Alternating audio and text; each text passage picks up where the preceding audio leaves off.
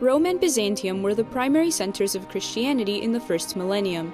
However, what began as a brotherly relationship turned into a dispute over supremacy, which ended with the rupture in the year 1054.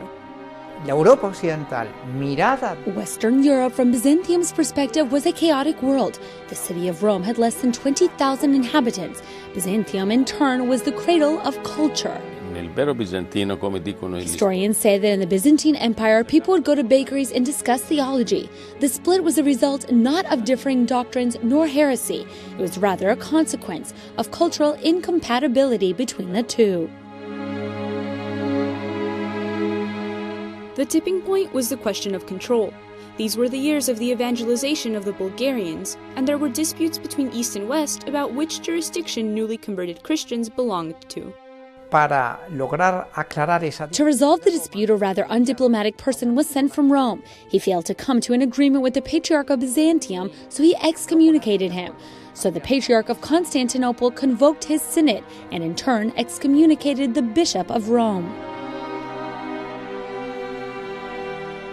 This episode marked an institutional split. Separation at the social level would come only 150 years later as the result of the Fourth Crusade. The objective was supposedly to free the Holy Land from the Muslims. However, while on their way, the Venetians sacked Constantinople, their adversary in the struggle for hegemony in the Mediterranean. The real schism between Rome and Constantinople took place in the year 1204 and not in 1054. The cause was entirely political. The Venetians did something that repeats itself throughout history. They defined themselves first as Venetians and then as Christians. They turned the faith into a second priority.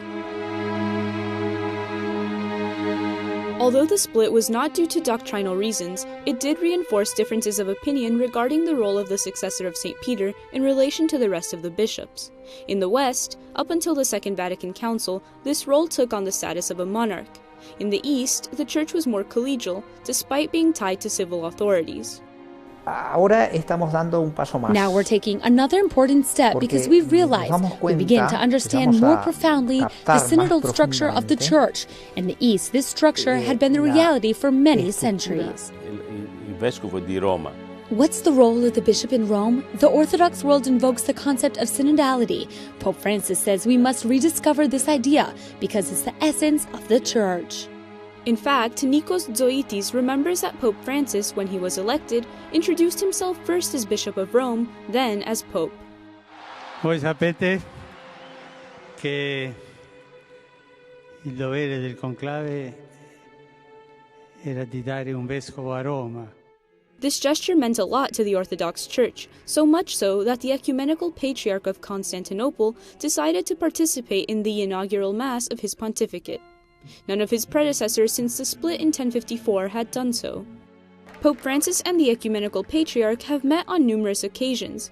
The next big step they could take together might be the celebration, in 2025, of 17 centuries since the First Ecumenical Council. The idea would be to invite all Christian leaders to participate and send the world a big message. Reconciliation is possible. There are between 200 and 300 million Orthodox Christians spread throughout 15 Orthodox churches around the world. The most important, from a spiritual perspective, is Constantinople. However, the most numerous is the Russian Orthodox Church.